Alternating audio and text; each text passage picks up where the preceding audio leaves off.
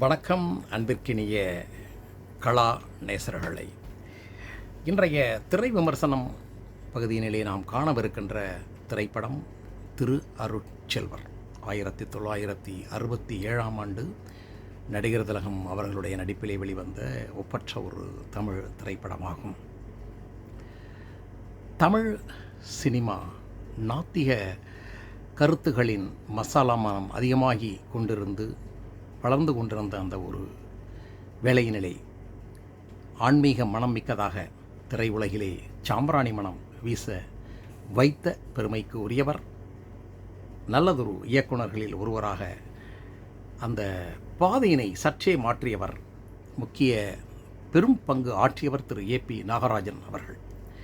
திருவிளையாடல், சரஸ்வதி சபதம், கந்தன் கருணை என பக்தி படங்களாக வழங்கி வந்த அவர் நாயன்மார்களின் வாழ்க்கை வரலாற்றை எடுத்து உரைக்கும் விதமாக திரு அருட்செல்வர் என்ற திரைப்படத்தினை இயக்கினார்.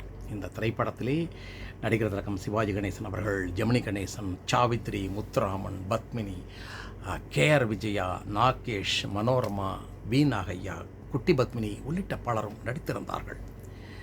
காதல், டூயட், அடிதடி என்று கமர்ஷியல் ரூட்டில் பயணிக்கும் ஹீரோக்களின் உலகிலே 80 வயது கிழவராக பக்தி படத்தில் நடிப்பதும் அந்த படத்தை 100 நாட்களுக்கு மேல் பல தியேட்டர்களில் ஓட வைப்பதும் நடிகர் திலகத்தினுடைய மிக பெரும் சாதனைகளில் ஒன்றாகவே இருந்தது. அவரால் மட்டுமே முடிந்த சாதனையாகவும் அமைந்தது. கவியரசர் கண்ணதாசனுடைய பாடல் வரிகளை நாம் இன்றைக்கும் கேட்டு ரசிக்க முடியும் என்பது நாம் அறிந்தது. அனைத்து பாடல்களையும் அவர் எழுத KV மகாதேவன் அவர்கள் இசையமைத்திருந்தார்கள். இந்த படம் வெளியாகி கிட்டத்தட்ட ஒரு 57 வருடங்கள் ஆகிவிட்ட நிலையில் இப்பொழுது பார்த்தாலும் ஆச்சரியத்தையே ஏற்படுத்துகிறது. இன்றைக்கெல்லாம் இரட்டை வேடத்தில் நடிப்பதற்கு இப்போதுள்ள நடிகர்கள் படும் பாட்டை பார்க்கும் பொழுது வேடிக்கையாக இருக்கிறது. முகத்திலே ஒரு பரு வைத்துக்கொண்டு, அல்லது சற்றே விக்கை மாற்றி வைத்துக்கொண்டு, அல்லது பச்சை சட்டை போட்டவன் ஒருவன், மஞ்சள் சட்டை போட்டவன் வில்லன், அல்லது ஆர்டிஃபிஷியல் இன்டெலிஜென்ஸ் போன்ற வசதிகளை பயன்படுத்தி இரட்டை வேடத்துக்கு நடிப்பதற்கு தடுமாறிக்கொண்டிருக்கிறார்கள். நடிகர் திலகம் அவர்கள் நவராத்திரி படத்திலே தான் 9 வேடங்கள் ஏற்று நடித்தார் என்று நாம் நினைத்து கொண்டிருக்கிறோம். சரஸ்வதி சபதம், திருவருட்செல்வர், இன்னும் திருவிளையாடல் என்று பல படங்களிலே அவர் நடித்திருந்த படங்களிலே ஏராளமான வேடங்களை ஏற்று நடித்து இருந்தார் என்பதோடு, ஏராளமான வேடங்களை ஏற்று நடித்ததோடு ஒவ்வொரு கதாபாத்திரத்தையும் அவர்களாகவே மாற்றி தன்னுடைய குரலால், நடிப்பால், ஒவ்வொரு வகையிலும் தன்னுடைய மேனரிசத்தால் என்று ஒவ்வொரு வேடத்தையும் வித்தியாசப்படுத்தி அவர் நடித்து காண்பித்தது தான் இங்கே நாம் குறிப்பிட்டு சொல்ல வேண்டிய ஒரு விடயம். இந்த திரைப்படத்திலே கூட நடிகர் திலகம் அவர்கள் மன்னனாக மற்றும் சேக்கிழார் பெருமானாக, சுந்தரமூர்த்தி நாயனார், திருக்குறிப்பு தொண்ட நாயனார் என்று 4 நாயன்மார்களின் வேடத்தில் என்று மொத்தமாக ஒரு 5 கதாபாத்திரத்திலே நடித்து அசத்தியிருந்தார். இந்த படத்திலே நடிக்கும் பொழுது நடிகர் திலகம் சிவாஜி கணேசன் அவர்களுடைய வயது 39 தான் என்றாலும் 80 வயது முதியவராக, அப்பர் பெருமானாக மிகச்சிறப்பாக நடித்திருந்தார். முகமெல்லாம் சுருக்கம், நடை, உடை, பாவனை, தள்ளாட்டம், கண்ணசைவு, குரல் என்று அத்தனை நுணுக்கமான அசைவுகளையும் மேனரிசத்தையும் அருமையாக பயன்படுத்தி நடித்திருப்பார். பின்னாட்களிலே பிரபல நடிகையாக வலம் வந்த ஸ்ரீவித்யா இந்த திரைப்படத்தில் தான் அறிமுகமானார். அப்பர் கதாபாத்திரத்திலே சிவாஜி கணேசனுடைய நடிப்பு காஞ்சி காமகோடி பீடத்தினுடைய காஞ்சி பரமாச்சாரியாரை நினைவூட்டியது. இந்த படத்துக்கு கண்ணதாசன் எழுதிய பாடல்கள் தமிழகம் எங்கும், தமிழகம் தாண்டியும் தமிழர்கள் வாழும் இடங்களிலெல்லாம் மிக உயர்ந்த நிலையில் வைத்து போற்றப்பட்டது, பாராட்டப்பட்டது. மன்னவன் வந்தானடி என்ற ஒரு பாடல் கல்யாணி ராகத்திலும், நாதர் முடி மேல் இருக்கும் என்ற அந்த பாடல் புன்னகவராளி ராகத்திலும் கம்போஸ் செய்யப்பட்டது. மொத்தம் 11 பாடல்கள். இதிலே 7 பாடல்களை TM சௌந்தரராஜன் அவர்கள் பாடியிருந்தார்கள். P. சுசீலா அவர்கள் 2 பாடல்களை பாடி இருக்கிறார்கள். அந்த படத்தினிலே ஒரு நாட்டிய பாடல், மிக அற்புதமான ஒரு பாடலாக அமைந்திருக்கும். நடிகர் திலகம் அவர்கள் அந்த பாடலை பதிவு செய்யும் பொழுது அந்த ஒளிப்பதிவு அறையில் P. சுசீலா அருகில் வந்து உட்கார்ந்திருக்க சுசீலா அவர்களால் பாட முடியவில்லை. பல டேக்குகள் திரும்ப திரும்ப வாங்கி கொண்டிருக்கிறார். இதை இயக்குனர் நடிகர் திலகத்திடம் கூறியதும் அவர் சிவாஜி கிளம்பிவிட்டார். அதற்கு பிறகு ஒரே டேக்கிலே சுசீலா பாடிவிட்டதாகவும் ஒரு தகவல் ஒன்றினை படித்தேன். அதை போல காஞ்சி சந்திரசேகர சரஸ்வதி ஒரு முறை வழிநெடுக இருந்த போஸ்டரை உற்று பார்த்து கொண்டே வருகிறார். அவருக்கு கண் பார்வை மங்களாக இருந்ததால் அருகில் இருந்தவர்களிடம், என்ன எனக்காக என்னுடைய படத்தை எங்கு பார்த்தாலும் ஒட்டி வைத்திருக்கிறார்களே என்று அவர் கேட்டபொழுது, மற்றவர்கள், ஐயா அது தாங்கள் இல்லை, நடிகர் திலகம் சிவாஜி கணேசன் அவர்கள் நடித்த திரு அருட்செல்வர் படத்தினுடைய போஸ்டர் என்று விளக்கம் கொடுத்ததாகவும் ஒரு குறிப்பு ஒன்றினை படித்தேன். காஞ்சி மடாதிபதியை சந்திக்க நடிகர் திலகம் ஒரு முறை சென்றபோது அவர் புருவத்துக்கு மேல் கையை வைத்து சிவாஜியை பார்த்திருக்கிறார். அந்த நுணுக்கத்தை கூட நடிகர் திலகம் இப்படத்திலே மிக அழகாக பயன்படுத்தி இருப்பார். திரைப்படத்தினிலே ராஜாவாகவும் சேக்கடாராகவும் திருக்குறிப்பு தொண்டநாயனாராகவும் சுந்தரமூர்த்தி நாயனார், திருநாவுக்கரசர், அப்பார் என்ற கதாபாத்திரங்களில் நடிகர் திலகமும், சிவனாக ஜெமினி கணேசன் அவர்களும், அருள்மொழி எனும் பாத்திரத்திலே சாவித்திரி அவர்கள், அப்பூதி அடிகளாராக ஆர் முத்துராமன், பத்மினி அவர்கள் ராஜாவை ஆன்மீக உலகிற்கு திருத்தி திசை திருப்பும் நடனக்கலைஞராகவும், KR விஜயா சுகுணா பறவை நாச்சியாராகவும், ஸ்ரீவித்யா சிவசக்தி நடனத்திலும் நடித்திருந்தார்கள். படத்தின் துவக்கத்திலேயே பேரன்பு மிக்க ரசிக பெருமக்களுக்கு நன்றி கலந்த வணக்கம் என்ற வசீகரமான AP நாகராஜன் அவருடைய குரலை தொடர்ந்து வரும் இசை வெள்ளத்துடன் எழுத்துக்கள் ஓடி முடிந்ததும், மன்னவன் வந்தானடி தோழி என்ற பாடல் ஒலிக்க, அந்த வார்த்தை எப்பொழுது முடியும் என்று காத்திருந்த ரசிகர்களின் அபார எதிர்பார்ப்போடு கம்பீரமான நடையோடு நடிகர் திலகம் நடந்து வருவார். மிக பெரும் கைத்தட்டல் அந்த காட்சிகளிலே தியேட்டர்களில் விழுந்தது என்பார்கள். அந்த நடையை பார்த்து இந்த மாதிரி நடக்கிறதுக்கு இன்னொருத்தன் பிறந்து வரணும்யா என்று தியேட்டர்களில் ஏராளமான குரல்கள் ஒலித்ததாகவும் பெருமையாக கூறுவார்கள். நாட்டிய பேரொளி பத்மினி அவர்கள் கம்பீரமாக அழகோடும் கூரிய பார்வையோடும் அழகிய நடையோடும் வரும் காட்சி, பத்மினியினுடைய நடனத்தை ரசிக்கக்கூடிய அந்த பாவம். கலையரசி, நாட்டுக்கு மன்னனாக நான் இருந்து பல மன்னர்களை வென்றிருக்கிறேன். ஆனால் கலைக்கு அரசியாக இருந்து இன்று நீ என்னை வென்று விட்டாய். நடையிலே அன்னம், ஆடுவதில் மயில், துள்ளி ஓடுவதில் மான், பாடுவதில் குயில், இவை அனைத்தும் கூட உன்னிடம் கற்க வேண்டிய கலைகள் அளப்பரியது. ஆடல் அழகியின் கண் ஒரு முறை அசைந்தால் 1000 சிறு குறிப்பு அருள வேண்டும் என்பது அடிகளார் வாக்கு. அதை படித்திருக்கிறேன், பலர் பாடக் கேட்டிருக்கிறேன். அதற்கான விளக்கத்தை இன்று உன்னுடைய விழிகளின் வீச்சிலே காண்கிறேன். பகைவரின் வில்லுக்கும் வேலுக்கும் கூட நான் அஞ்சியதில்லை. உயரிய பரதக்கலையை கண்டு சற்றே அசைகிறது என்னுடைய நெஞ்சம். அந்த ஆடல் மங்கையின் மேல் காமம் கொண்டு பேசுவது போல பேச்சு தொடரும். அப்பொழுது பத்மினி வேந்தே, ஆடற்கலைக்கு நிகர் வேறு எதுவுமே இல்லை என்று தானே ஆண்டவனே கால் தூக்கி ஆடும் பாவனையில் ஆங்காங்கு காட்சியளிக்கிறான். அந்த கூத்தரசன் அமைத்திட்ட பாத்திரங்கள் தானே நாம் எல்லோரும். அவன் அமைப்பே அமைப்பு. எப்படி பரதக்கலையை படைத்து அதில் நீ சிறந்து விளங்க உனக்கு கலைஞானத்தை கொடுத்து அதை பார்த்து ரசிக்க என்னையும் படைத்தானே, அவன் கலைஞன். அடே அப்பா, இன்று உங்களின் ரசனை எல்லை கடந்து விட்டது. கலையரசி, இன்று முதல் நீ என் உள்ளத்தரசி, இனி நீ என் இல்லத்தரசி. மன்னா, மறுப்பு தேவையில்லை. மகாராணி என்று இன்றே உன்னை சாசனம் செய்து வைக்கட்டுமா, அல்லது பட்டத்தரசி என்று பலர் பார்க்க சபையில் என் பக்கத்தில் உன்னை அமரச் செய்யட்டுமா? ஆண்டவனுக்கு தொண்டு செய்ய பிறந்தவர்கள் நாங்கள். தேவருக்கு அடிவராக இருக்கும் நாங்கள் மனிதர்களுக்கு அடிவர்களாக இருக்க முடியாது மன்னா. கலையரசி, ஆண்டவனும் அரசனும் ஒன்று என்றுதானே சான்றோர்கள் கூறுகிறார்கள். உண்மை. காக்கும் பொறுப்பு இருவரிடம் இருப்பதனால் கூறுகிறார்கள். நாட்டு மக்கள் உங்கள் மக்கள், அதிலும் பெண்கள் உங்களுடைய கண்கள் அல்லவா? காக்க வேண்டிய நீங்களே பயிரை அழிக்கலாமா?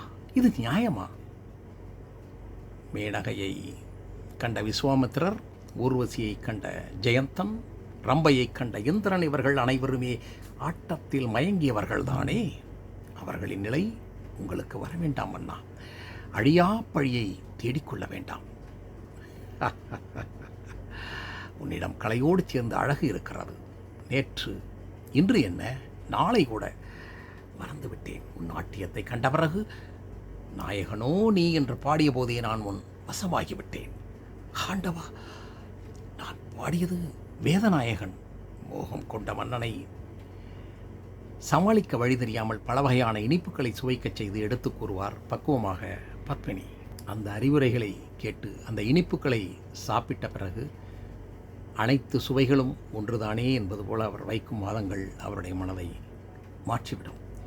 கலையரசி, இன்று முதல் என் கண்களை திறந்துவிட்ட அறிவரசினி. உன்னை நாட்டியக்காரியாக அல்ல, என் ஞான குருவாகவே ஏற்றுக்கொள்கிறேன். இனி மறந்தும் மற்றொரு மாதை தீண்டேன். உன் கலை மீது ஆணை.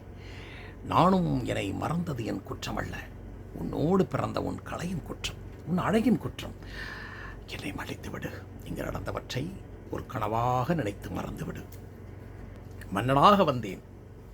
மானம் மரபு அழியும் நேரத்தில் உன்னால் திருந்தி மீண்டும் நல்லவனாக செல்லுகிறேன். அதற்கு வழிகாட்டிய தெய்வமே நீ வாழ்க, நின் கலை வாழ்க என்று கூறுகின்ற அற்புதமான காட்சி. மறுநாள் ஆஸ்தான புலவரிடம் பார்க்கும் பொழுது உங்களைத்தான் அழைக்க நினைத்தேன்.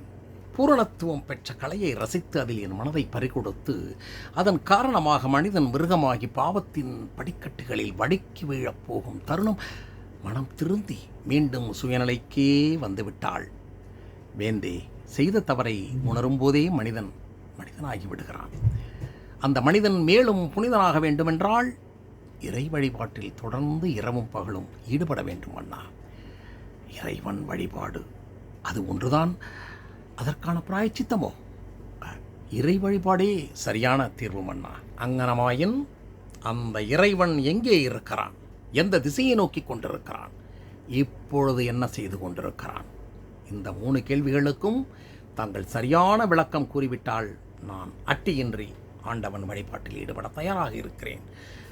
இறைவன் எங்கும் இருக்கிறார், அவனின்றி உரணவும் அசையாது என்று கூறும்போதே நம்மிடம் எதுவுமே இல்லை என்று பொருளாகிறதே. இது போதாது. தெரியாத நெஞ்சத்தை தெளிய வைத்து புரியாத விஷயங்களை புரிய வைத்து சரியாக என் கேள்விகளுக்கு விரிவாக விடைகளை சொல்ல வேண்டும்.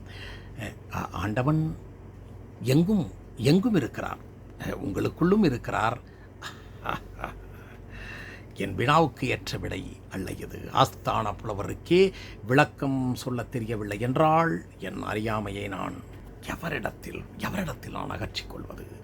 மறுபேச்சு தேவையில்லை. இன்று ஒரு பொழுது அவகாசம் தருகிறேன். நாளை காலை சபைக்கு வந்து கேள்விகளுக்கு விடை கூற வேண்டும். வேந்தே, வருகிறேன். காலையில் சந்திப்போம். ஒரு வார்த்தை வணக்கம். அரசே, புலவரின் பேத்தி உங்களை காண வந்திருக்கிறாள். புலவரின் பேத்தி, ஒரு சிறுமி என்னை காண வந்திருக்கிறாளா? என்ன இது?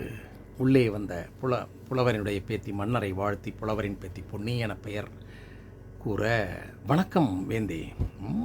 மீன் குஞ்சுக்கு நீந்த கற்றுக் கொடுக்க வேண்டுவதில்லை, புலிக்கு பறந்தது பூனையாவதும் இல்லை.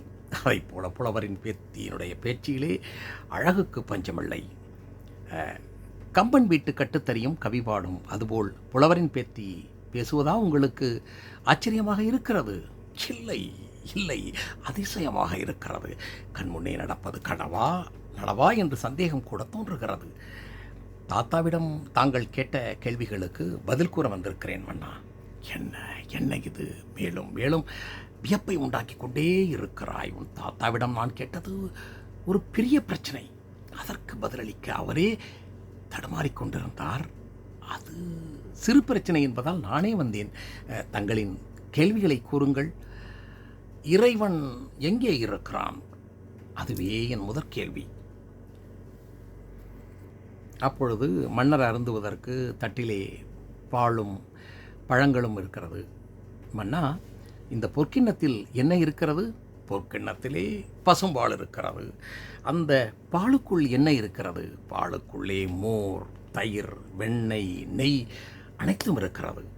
அது எங்கே இருக்கிறது என்று சுட்டிக்காட்டுங்கள்.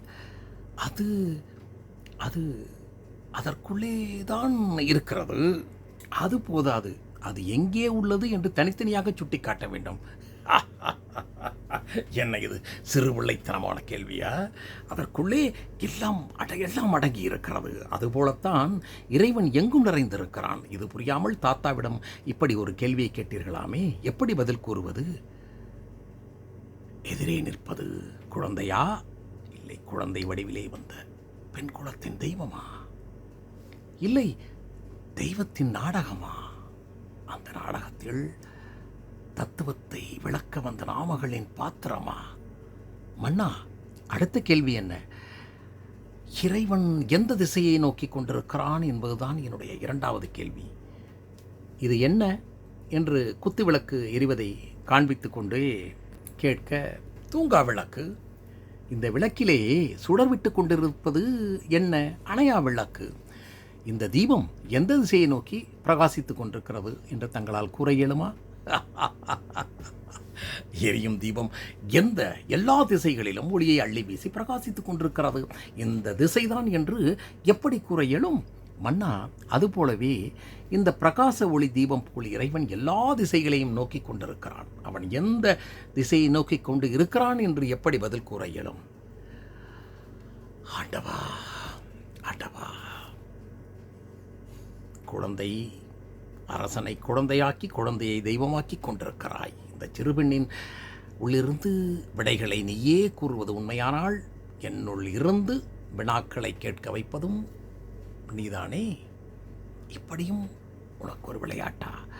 வேந்தே, மூன்றாவது கேள்வியையும் கேட்டுவிடுங்கள். அதற்கு பின் ஒரு முடிவுக்கு வரலாம். அறியா சிறுமி போல் வந்து பெரிய பெரிய தத்துவங்களை கூறிக்கொண்டு இருக்கிறாயே, அருள் வடிவே இறைவன் என்ன செய்து கொண்டிருக்கிறான் என்பதே என்னுடைய மூன்றாவது கேள்வி. அரசே, இதற்கு நான் சரியான பதில் சொல்ல வேண்டுமானால் நான் மன்னனாகவும் நீங்கள் குடிமகனாகவும் இருக்க வேண்டும். சம்மதமா? நான் புனிதமானேன். காத்து கொண்டிருக்கிறது அரியாசனம். குலமகளே, குழுவிலே அமர்ந்து என் குறை தீர்த்து விடு தாயே. காவலா, இந்த மன்னவனை சிறைச்சாலையில் வைத்துவிடு. அந்த அமைச்சரை நாடு கடத்தி இங்குள்ள யாவருக்கும் அன்னம் ஆகாரம் என எதுவும் கொடுக்காமல் பட்டினி போடு. தாயே, என்ன இது விளையாட்டு? விளையாட்டு அல்ல வேந்தே, இதைத்தான் இறைவன் இப்பொழுது செய்து கொண்டிருக்கிறான். என்னை மன்னனாக்கி உங்களை குடிமகனாக்கி இந்த ஒரு சில நாழிகை இப்படி ஒரு நாடகத்தை அரங்கேற்றி ஆண்டவன் இப்படி விளையாடி கொண்டிருக்கிறானே, இப்பொழுது புரிகிறதா இறைவன் என்ன செய்து கொண்டிருக்கிறான் என்று? தாயே, தர்மத்தின் தலைமகளே, தாயாகி தந்தையாகி ஞானத்தின் குருவாகி தனிப்பெறும் தெய்வமுமாகி ஒளியாகி அனைத்தும் ஓர் உருவாகி என் அஞ்ஞானத்தை அகற்றிவிட்ட அருட்கடலே, உன் திருவடிகளில் என் சிரம் தாழ்த்தி வணங்குகிறேன் அம்மா, சிரம் தாழ்த்தி வணங்குகிறேன். என் அறியாமையை மன்னித்துவிடு. இறைவன் எங்கும் இருக்கிறான், எல்லா இடத்திலும் நிறைந்து இருக்கிறான் என்பதை நான் அறியாமல் குழந்தைத்தனமாக கேள்விகளை கேட்டுவிட்டேன் அம்மா. அதற்கு குழந்தை வடிவிலேயே வந்து என் குறையை தீர்த்து விட்டாய். கோமகளே, என் ஆணவத்தை வென்று விட்டாய் அம்மா, ஆணவத்தை வென்று விட்டாய். இனி ஆண்டவன் தொண்டே பெரும் தொண்டாக மதித்து இனி அவனை பாடி பணிபுரிவதையே என்னுடைய இரவும் பகலுமாக பாடுவதையே தொழிலாக கொள்வேன். பரம்பொருளே, நோக்கும் இடமெங்கும் நீ இன்றி வேறில்லை என ஐயமறத் தெரிந்து கொண்டேன். மாறுபடும் சொல் எல்லாம் கூர்ந்து பார்த்தால் உன் விளையாட்டன்றி வேறுபடும் கருத்தொன்றும் இல்லை. வேதத்தின் நாயகா, எனக்கு ஆசி கொடு. இறைவா, என்னை உன் திருவருட்செல்வனாக மாற்று என கூறி திருவருட்செல்வராக மாறுகிறார். வேதங்களை படிக்கிறார். சேக்கிழாரிடம் குறித்து படிக்கும் பொழுது சேக்கிழார் பெருமனாக வரும் பொழுது, பொன்னம்பலத்திலே ஆடுகின்ற அரசே, என் அருளே, எனக்கு அருள் தந்த மூலப்பொருளே, உன் திருவடியை இச்சிறுத்தொண்டன் சேக்கிழார் போற்றி வணங்குகிறேன். அறிவைச் சிறந்த சான்றோர்கள் பலர் இருக்க ஆண்டவனுக்கு தொண்டு செய்த அடியார்கள் வரலாற்றை எழுதி பாடக்கூடிய வாய்ப்பினை எனக்கு தந்து அதை தில்லை நடராஜன் சன்னதியிலேயே சான்றோர்கள் முன்னிலையிலே இன்று அரங்கேற்ற வாய்ப்பளித்த அரச பெருமை தொண்டர்களின் வரலாறு அரங்கேற்றும் வேளையினிலே அம்பலத்தை ஆளுகின்ற எம்பரான் அம்பலத்திலே ஆட வேண்டும் என்று முடிவு கட்டி இந்த மண்டபத்தை பொன்னம்பலத்தால் அலங்கரித்து பொன்வேந்து சோழன் என்று பட்டம் பெற்ற என் தலைவா, என் நாடின் நரம்புகள் எல்லாம் உமக்கு நன்றி சொல்ல கடமைப்பட்டிருக்கிறது. இந்த படத்திலே கேவி மகாதேவன் ஐயா அவர்களுடைய இசையில் அனைத்து பாடல்களும் மிக பெரும் வரவேற்பை பெற்றது. மன்னவன் வந்தானடி தோழி மஞ்சத்திலே இருந்து நெஞ்சத்திலே அமர்ந்த என்ற அந்த ஒரு பாடல், சுசீலா அவர்கள் மிகச்சிறப்பாக அந்த பாடலை பாடியிருப்பார்கள். அடுத்து டிஎம் சௌந்தரராஜன் அவர்கள் பாடிய ஒரு பாடல், சித்தமெல்லாம் எனக்கு சிவமயமே இறைவா என்கின்ற ஒரு பாடல். இன்னும் இருக்கும் இடத்தை விட்டு இல்லாத இடம் தேடி எங்கெங்கோ அலைகின்றார் ஞானத்தங்கமே, அவர் ஏதும் அறியாரடி ஞானத்தங்கமே. சீராழி கோவிந்தராஜன் அவர்கள் மிகச்சிறப்பாக அந்த பாடலை பாடியிருப்பார். ஜெமினி கணேசன் அவர்கள் பாடி வருவது போல இந்த காட்சி அமைந்திருக்கும். அடுத்து டிஎம் சௌந்தரராஜன் அவர்கள் பாடிய நாதர் முடி மேலிருக்கும் நல்ல பாம்பே உனக்கு நல்ல பெயர் வைத்தது யார் சொல்லு பாம்பே என்கின்ற அந்த ஒரு பாடல். ஆத்து வெள்ளம் காத்திருக்கு, அழுக்கு துணியும் நேரஞ்சிருக்கு, போட்டு கசக்கி எடுத்து விட்டா வெள்ளையப்பா, நல்லா புரிஞ்சு கரையில் காய வச்சா வெள்ளையப்பா என்ற ஒரு பாடல். ஏஎல் ராகவன் அவர்களும் எல்ஆர் ஈஸ்வரி அவர்களும் பாடியிருப்பார்கள். ஆதிசிவன் தாழ் பணிந்து அருள் பெறுவோமே, எங்கள் ஆதிசக்தி நாயகியின் துணை பெறுவோமே என்றொரு பி. சுசீலா அவர்கள் பாடிய பாடல் வரும். காதலாகி கசிந்து கண்ணீர் மல்கி ஓதுவார் தம்மை நன்னெறி பொய்ப்பது வேதம் நான்கிலும் மெய்ப்பொருள் வைத்து என்ற ஒரு பாடல் டிஎம் சௌந்தரராஜன் அவர்கள். மீண்டும் மாசில் வீணையும் மாலை மதியமும் வீசுதென்றலும் வீங்கிள வேணிலும் மூசு வண்டரை பொய்கையை போன்றதே ஈசன் எந்த இணையடி நிழலே என்கின்ற அந்த ஒரு பாடல். உலகெல்லாம் உணர்ந்து அதற்கு அறியவன் நிலவு உலாவிய நீர்மலி வேணியன் அழகில் சோதியன் அம்பலத்து ஆடுவான் என்ற ஒரு பாடல் என்று அனைத்து பாடல்களுமே காதுகளுக்கு இனிமையாக தேனை வார்த்து ஊற்றுவது போல் மிகச்சிறப்பாக அமைந்திருக்கும். அடுத்து நடிகர் திலகம் திருக்குறிப்பு தொண்டனாக வரும்பொழுது அந்த அடக்க ஒடுக்கத்தை பார்க்க வேண்டும். மன்னனாக நடிக்கும் பொழுது காட்டிய கம்பீரம் வேறு, அடுத்து சேக்கிழாருடைய பெருமானாக நடிக்கும் பொழுது உள்ள அந்த பவ்யம் வேறு. இப்பொழுது துணி துவைக்கும் அந்த ஊழியராக நடிக்கின்ற அந்த காலகட்டத்திலே நடிக்கும் பொழுது அவருடைய வேட பொருத்தத்தையும் நடிப்பினையும் கவனிக்க வேண்டும். வணக்கம் சுவாமி, நேற்றைய தினமே தங்களின் துணியை துவைத்து வைத்து விட்டேன். மாலை வரை எதிர்பார்த்தேன், தாங்கள் வரவில்லை, என்று நிச்சயமாக வருவீர்கள் என்று எதிர்பார்த்தேன், அதை போலவே வந்துவிட்டீர்கள் என்று கூறிக்கொண்டே துணியை தருவார். அதே போல் நாகேஷ் அவருடன் பேசுவது போல், அந்த குழுவினருடன் பேசுவது போல இருக்கும். சின்னா, தந்தைக்கே மைந்தன் உபதேசம் செய்யவில்லையா? தவறு என்று மனதில் பட்டதை சுட்டி காட்டுவதுதான் மனித இயல்பு. பெரியவர்களாக இருந்தாலும் சிறியவராக இருந்தாலும் அதனை ஏற்றுக்கொள்வது தானே பண்பு. சொல்லப்பா, உன்னுடைய அறிவுரைகளையும் சிறமேற்கொண்டு நான் ஏற்றுக்கொள்ளுகிறேன். சதா சிவனடியார் அடியார்னு உயிரை விடுறீங்களே சாமி, இதனால் உங்களுக்கு எவ்வளவு கேலி பேச்சு, அதிருப்தி கெட்ட பேர் தெரியுமா என்று நாகேஷ் கூற, நல்லதை செய்ய வேண்டும் என்று நினைப்பவன் நாட்டிலே ஒரு சிலருக்கு பொல்லாதவனாக தென்படுவது சகஜம் தானே. எல்லோருக்குமே நல்லவனாக ஊரில் எவனுமே வாழ்ந்ததில்லை. ஆறறிவு படைத்த மனிதனாக பிறந்துவிட்ட நாம் இறுதி வரை இந்த மண்ணுக்கு பாரமாகவே வாழ்ந்துவிடக்கூடாது. ஏதாவது ஒரு கொள்கையை கடைப்பிடிக்க வேண்டும். அரசர்களாக பிறந்தவர்கள் கோவில் கட்டி கும்பாபிஷேகம் செய்து ஆன்மீக கடமையை நிறைவேற்றி விடுகிறார்கள். செல்வந்தர்களாக பிறந்த சீமான்கள் அபிஷேகம் ஆராதனைகள் செய்து தங்களை அர்ப்பணித்து நற்காரியங்கள் செய்கிறார்கள். நடுத்தர வகுப்பினரோ காணிக்கையாக ஏதாவது பொருளை தருகிறார்கள். நாம் எல்லாம் ஏழைகள். அதனால்தான் தினம் ஒரு அடியவரின் துணியை துவைத்து கொடுப்பதன் மூலம் ஆண்டவனுக்கு நான் செய்ய வேண்டிய கடமையை செய்ய இயலுவதாக எண்ணி பெருமை பட்டு கொண்டிருக்கிறேன் சின்னா. அடுத்து இருக்கும் இடத்தை விட்டு இல்லாத இடம் தேடி அந்த பாடலில் ஜெமினி கணேசன் அவர்களோடு நடக்கின்ற அந்த வாதங்களும் அவருடைய பவ்யமும் பார்ப்பதற்கு நம் கண்களில் கண்ணீரை வரவழைக்கும் அளவில் இருக்கும்.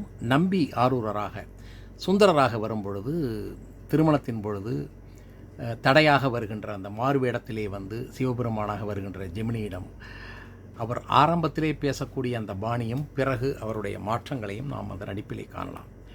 எங்கிருந்தோ வந்து திடீரென நுழைந்து நேரத்திலே திருமணத்தை தடுத்து குழப்பத்தை விளைவித்து விட்டது.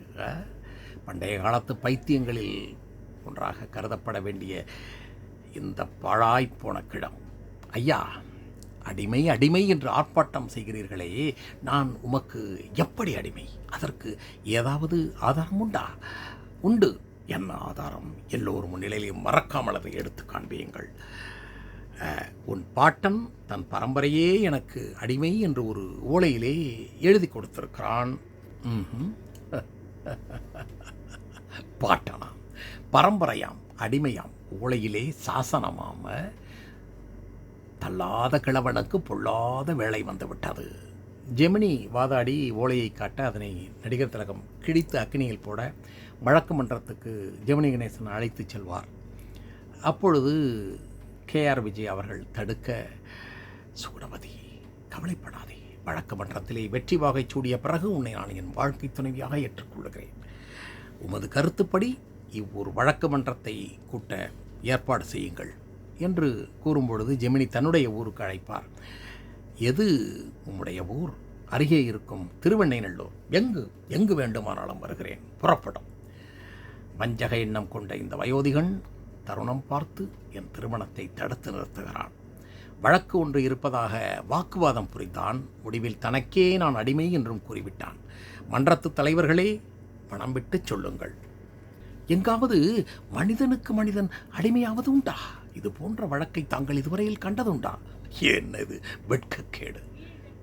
ஜெமினி திரும்ப வாதாடி அந்த ஓலையை எரித்து விட்டார் என்பதை கூற, இது அபாண்டம், நான் கிடைத்தது வெறும் ஓலை, எதுவுமே எழுதப்படாது என்று கூற நீதிமன்றம் ஆதாரம் கேட்க ஜெமினி அதை தடுமாறும் பொழுது இவர் மிகவும் ஏளனமாக அவரை பார்த்து சிரிப்பார். எங்கே ஆதாரம்? ஏன் மௌனம்? வாய் அடைந்து விட்டதா? அன்று வழக்கு மன்றத்திலே உமது வஞ்சக எண்ணம் பழிக்கவில்லையா? பேசும் பெரியவரை, பேசும் என்று குறிப்பிடுவார். அதன் பிறகு உண்மை தெரிந்ததும் அவரோடு பவ்யமாக சென்று அந்த இடத்திலே அவர் பாடுகின்ற, அவர் காட்டுகின்ற பணிவு, இறைவனை பார்த்து வியந்து போகின்ற அந்த பாவனைகள் பார்ப்பதற்கு மிகவும் ரசிக்கக்கூடிய ஒரு காட்சிகளாக அமைந்திருக்கும். நடிகர் திலகம் அப்பர் பெருமானாக இந்த படத்திலே நடித்திருக்கும் காட்சி அந்த காலகட்டத்தில் மட்டுமல்ல, இப்பொழுதும் பார்க்கும் பொழுது நம்மால் வியப்பை கட்டுப்படுத்த இயலாது. அவ்வளவு அந்த காலத்திலே இருக்கக்கூடிய அந்த வசதிகளை வைத்துக்கொண்டு அவர்கள் செய்திருந்த அந்த மேக்கப் அப்படியே க்ளோஸ்அப்பில் பார்க்குறப்ப பார்த்தா அந்த பஞ்சடைந்து அந்த அப்படியே கண்ணெல்லாம் சுருங்கி போயிருக்கும். சுருக்கம், கன்னங்கள், நரைச்சி போன தலை, கூனி குறி அப்படியே அவர் நிற்கும் பொழுது நமக்கு கைத்தட்டக்கூட தோன்றாது, கையெடுத்து கும்பிட தோன்றும். அதில் நம்மால் நடிகர் திலகத்தை காண இயலாது. சைவப்பழமான அப்பர் சுவாமிகளை அப்படியே நேரிலே பார்ப்பது போன்ற ஒரு உணர்வினை ஏற்படுத்தக்கூடிய ஒரு தோற்றம். திருவிளையாடலிலும் சரஸ்வதி சபதத்திலும் பிரம்மாண்டம், கலைஞர்களின் திறமை என்று நம்மை அதிகமாக ஆக்கிரமித்தது. ஆனால் இந்த அளவுக்கு பக்தி பரவசத்தை நம்முடைய உள்ளத்திலும் உயிரிலும் பாய்ச்சவில்லை என்பதை ஒப்புக்கொண்டுதான் ஆக வேண்டும். அதே மாதிரி பார்த்திங்கன்னா அந்த சாவித்திரியுடைய வீட்டினுடைய திண்ணையில் அமர்ந்திருப்பார். இந்த வலது கையை சுருட்டி அப்படியே இந்த நெற்றி பொட்டில் வைத்து கொண்டு அப்படியே அவர் அமர்ந்திருக்கக்கூடிய அந்த காட்சியை பார்க்க வேண்டும். அவ்வளவு இயல்பாக இருக்கும் அந்த வயதானவருடைய தோற்றம். வயதானவர்களாக வேஷம் போடுவது பெரிதில்லை, அந்த பாவனைகளையும் அந்த இயல்பாகவே இந்த முதியவர்கள் போன்ற அந்த நடிப்பை கொண்டு வர வேண்டும்.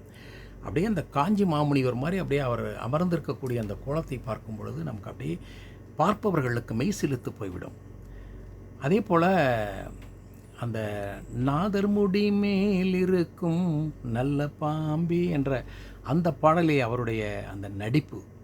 அதே மாதிரி அந்த இறுதி காட்சியில் பார்த்திங்கன்னாக்கா ஒரு உடல் ரொம்ப முதிர்வடைந்து ஒரு அடி கூட தன்னால் நகர முடியாத அந்த சூழலில் திருக்காலத்தி நாதரை காண முடியலையேன்னு அப்படியே அவர் மூர்ச்சை போட்டு விழுந்துருவார். அந்த இடத்துல வந்து காலத்திநாதன் கைலாயத்திலேருந்து வந்து தம்பதி சமேதராக நடனமாடி காட்சி தர்ற மாதிரி அந்த படத்தினுடைய காட்சிகள் அமைந்திருக்கும்.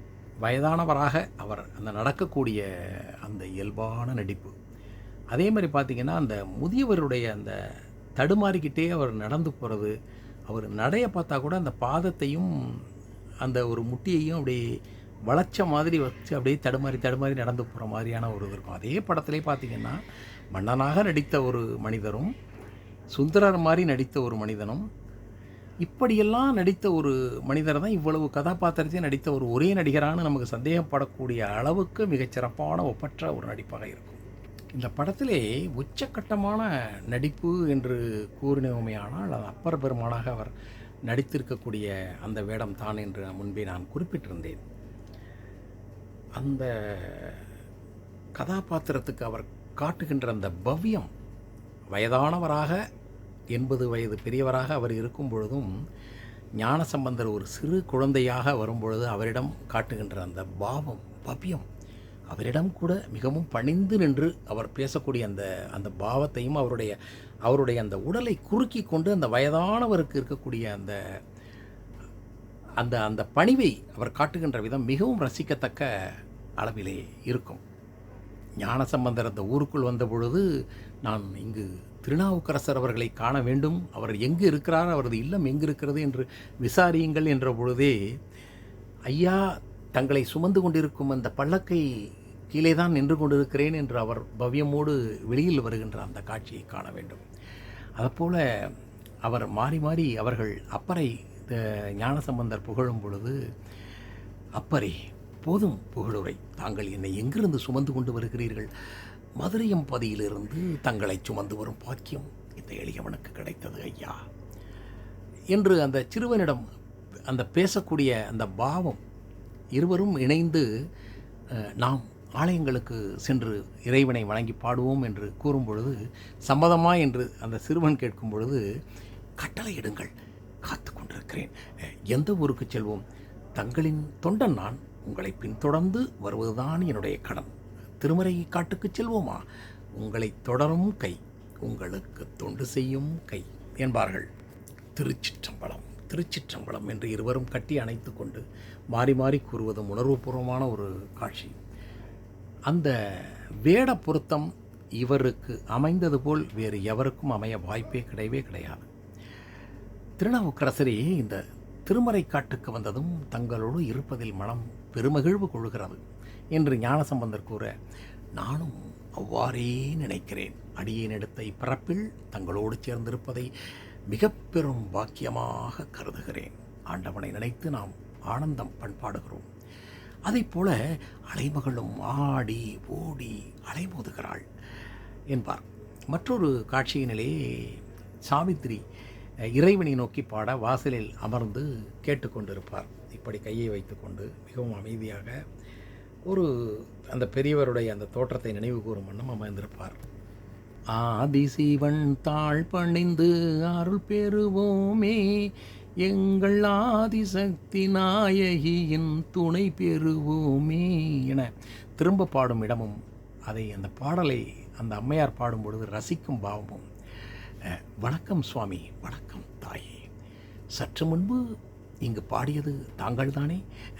ஆம் தாயே, இறைவன் மீது ஒரு அம்மையார் இனிமையாக பாடும் குரல் கேட்டது. அதிலே மெய்மறந்து அதனை உள்வாங்கி நானும் திரும்ப பாடினேன் அம்மா. அந்த பாடலை பாடியது தாங்கள் தானே? ஆம் சுவாமி, பணிந்து வணங்குகிறார். இறைவனையும் எங்கள் குலதெய்வமான திருநாவுக்கரசரையும் நினைத்து நான் தான் பாடினேன். திருச்சிற்றம்பலம் திருச்சிற்றம்பலம். நல்ல ஆழமான கருத்துக்கள் அமைந்த ஒரு பாட்டு அம்மா. தாங்கள் நான் யார் என்று நான் அறிந்து கொள்ளலாமா என்று சாவித்திரி கேட்கும் பொழுது, இறைவனை பாடி பணிபுரியும் ஒரு சிறிய தொண்டனம்மா நான். மிக்க மகிழ்ச்சி சுவாமி. ஐயா, களைப்பாக இருக்கிறீர்களே, சிறிது பசியாறுகிறீர்களா? அம்மா, செவிக்கு உணவோ இல்லாத பொழுதுதானே சிறிது வயிற்றுக்கும் ஈய வேண்டும்.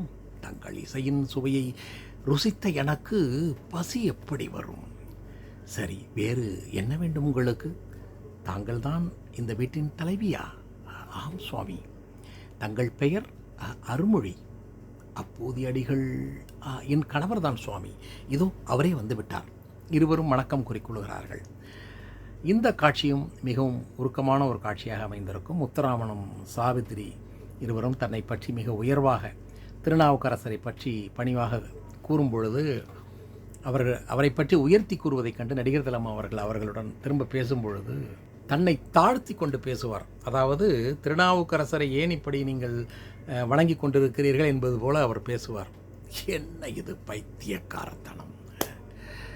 நாட்டிலே அவரவர் பெயர் நிலைத்து நிற்க தன் பெயரிலேயே தர்ம காரியங்கள் செய்வது வழக்கம். அதை விடுத்து எவனோ ஒரு பரதேசி அவன் பெயரில் இத்தனை தர்ம கைங்கரியமா? அதற்கு அந்த அளவு அருகதை உடையவனா அந்த நாவுக்கரசன்? இதை கேட்டு தம்பதியர் இருவரும் கோபமுற்று சுடு சொற்களை வீச, தாயே தாயே, தவறாக பேசியிருந்தால் மன்னித்து விடுங்கள், ஆச்சரியப்படாதீர்கள். உங்கள் அன்பு எனும் கயிற்றினிலே கட்டப்பட்ட அந்த நாவுக்கரசன் நான் தான் அம்மா, நான் தான் என்று கைகூப்பி கூற அவர்கள் இருவரும் காலிலே விழுந்து மன்னிப்பு கோருகின்றனர். அவர்களின் பிள்ளையும் தனக்கு ஆசி வேண்டும் என வேண்ட, செல்வமே, பெயரில் மட்டும் தானடா நான் திருநாவுக்கரசன், வருங்காலத்திலே நீ நாவுக்கே அரசனாகப் போகிறாய் என்று மேலும் போற்றி துதிப்பார். உண்மையை சொல்லப்போனால் நான் மிக பெரும் பாக்கியசாலி. ஏன் தெரியுமா? ஆண்டவனை தவிர வேறு உறவே இல்லை என்று எண்ணிக்கொண்டு இருந்தேன். அப்படிப்பட்ட எனக்கும் இப்படி ஒரு உறவா, நல்ல உறவா? திருச்சிற்றம்பலம், திருச்சிற்றம்பலம். வாக்கிற்கு ஈசரை, உங்கள் சொல்லின் அழகை இத்தனை நாள் கேள்விப்பட்டிருக்கிறோம் என்று நேராகவே கண்டு உளம் குளிர்கிறோம். எதையும் சொல்லும் அருகதை எனக்கு ஏது அம்மா? எல்லாம் அவன் செயல். நான் சொல்லும் வார்த்தை எல்லாம் அவன் சொல்லும் வார்த்தை. உள்ளிருந்து அவன் பேசுகிறான். நான் வெறும் உதட்டை மட்டும் தான் அசைக்கிறேன். சுவாமி, இனி தாங்கள் எங்கும் செல்லாமல் எங்கள் வீட்டிலேயே தங்க வேண்டும். இந்த கட்டையிலே உயிர் இருக்கும் வரை நான் செல்லும் வழியெல்லாம் நான் சென்று கைலைநாதனை நான் தரிசிக்க வேண்டும். ஒரு இடத்தில் தங்க முடியாது. இந்த சிறியனை மன்னித்து விடுங்கள் தாயே. இன்று ஒரு நாளாவது அந்த ஒரு வேளையாவது விருந்து அருந்தி செல்ல வேண்டும் சுவாமி. எனக்கா விருந்தா? சரி, உங்களுக்காக ஒரே ஒரு வேளை நான் கோவிலுக்கு சென்று ஆண்டவனை தரிசித்து விட்டு வருகிறேன் என்று கூறி செல்வார். அதற்கு பிறகு வரும் காட்சிகள் காவியமான காட்சிகள். நாதர்முடி மேல் இருக்கும் நல்ல பாம்பே அந்த பாடல், அந்த பையனை பாம்பு கடித்து விடுவது, பிறகு இவர் தன்னுடைய பாடலால் அந்த குழந்தைக்கு உயிர் கொண்டு வருவது என்று மிக அருமையான ஒரு திரைப்படமாக அமைந்திருக்கும். ஏபி நாகராஜன் அவர்களுடைய துண்டுகளை நம்மால் மறக்கவே இயலாது. அப்பர், சுந்தரர், திருஞான சம்பந்தர், திருக்குறிப்பு தொண்டர், சேக்கிழார் ஆகிய முக்கிய நாயன்மார்களுடன் சிவபெருமான் நிகழ்த்திய திருவிளையாடல்கள் தான் இந்த திரைப்படம். பெரிய புராணத்தில் இருந்து இந்த திரைப்படம் எடுக்கப்பட்டது. திருக்குறிப்பு தொண்டரை இறைவன் எப்படி சோதித்தான், சுந்தரரின் திருமணத்தை தடுத்தது, அப்பர், சம்பந்தர் ஆகியோரின் பாடல்களின் சக்தியை, ஆலயங்களின் கதவுகளை திறக்கச் செய்து உலகுக்கு உணர்த்தியது. இவைகளை எல்லாம் விரிவாக அழகாக கூறி மக்கள் ரசிக்கும் வண்ணம் மிகச்சிறப்பாக இந்த படத்தினை எடுத்திருந்தார் திரு ஏபி நாகராஜன் அவர்கள். வாய்ப்பு கிடைத்தால் மீண்டும் நீங்களும் இந்த படத்தினை பார்த்து ரசியுங்கள். இப்பொழுது அல்ல, இன்னும் சில நூறாண்டுகள் கழித்து பார்த்தாலும் உங்களால் அந்த படத்தை ரசிக்க முடியும். திரு அருட்செல்வர் நாம் அனைவரும் காண வேண்டிய ஒரு திரைப்படம் என்று கூறி மீண்டும் நல்லதொரு காவியத்தோடு உங்களை சந்திக்கிறேன். நன்றி, வணக்கம். வெல்க தமிழ், வாழ்க வளமுடன்.